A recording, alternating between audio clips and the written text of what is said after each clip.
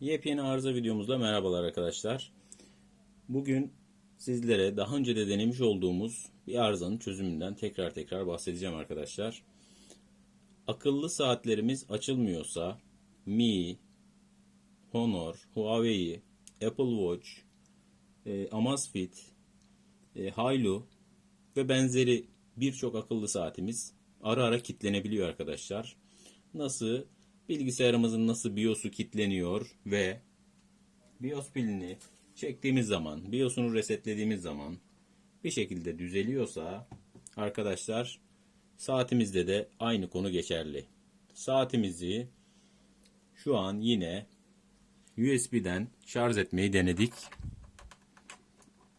Bakın USB'ye taktık şu anda kablomuzu. Şu an kablomuzu taktık arkadaşlar ve şimdi saatimize bağlayacağız arkadaşlar kabloyu. Saatimiz yine kilitlenmiş vaziyette. Her zaman bilgisayar üzerinden şarj ediyoruz. Ve saatimiz elektrik almıyor. Düğmesine basıyoruz arkadaşlar. Bakın herhangi bir tepki vermiyor. Açılmıyor saatimiz. Bu koşullarda arkadaşlar biz farklı çözümler denedik. Mesela iki farklı adaptör göstereceğim şimdi size. Bu adaptör çok eski bir tip. Amper değerini bilmiyorum, okuyabiliyor musunuz? Amper değeri 1000'lik arkadaşlar. 5 volt 1000 miliamper. Bu adaptöre bağladığımız zaman şimdi kablomuzu sökelim. Kablomuzu söktük ve düşük amperli bir adaptöre bağladık. Adaptörümüzü prizimize takıyoruz. Ve şimdi arkadaşlar saatimize tekrar kablomuzu bağlıyoruz. Şu an yine herhangi bir netice yok. Işıklar yanmıyor.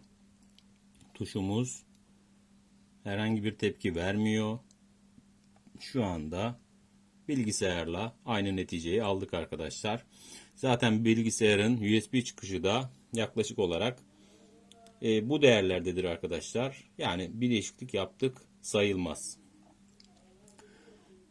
Bir de sizlere Oppo telefonumuza ait Power Supply Unit yüksek amper değerli adaptörümüzü göstereceğim arkadaşlar. Bu adaptör 5 volt 2 amper 10 watt veya 5 volt 6 amper 30 watt çıkışa sahip. Çok yani hızlı bir şarj ve amper değeri, watt değeri yüksek bir şarj. Şimdi arkadaşlar bir de buna deneyelim. Bununla deneyelim. Saatimizi şunu bir çıkarayım. Bu adaptörümüzü çıkardık ve Oppo yüksek amperli, yüksek wattlı adaptörümüzü prizimize takalım.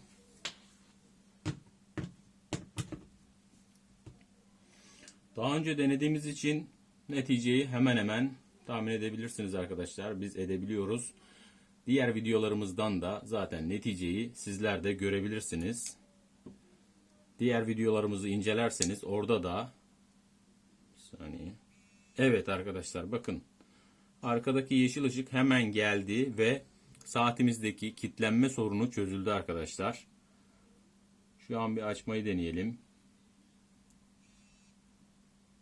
Evet arkadaşlar saatimiz açıldı ve kullanıma hazır. Saatimizin pili bittiğine işaret değil bu konu.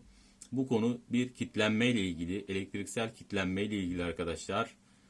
Burada saatimizi çok nadiren bu tür durumlarda yüksek amperli bir adaptör ile şarj etmemiz gerekebilir. Gerektiği koşulda bundan kaçınmayın arkadaşlar.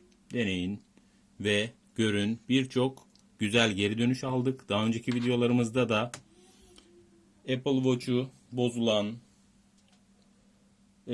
Honor saati bozulan, Samsung akıllı saati bozulan birçok arkadaş bize duacı oldu.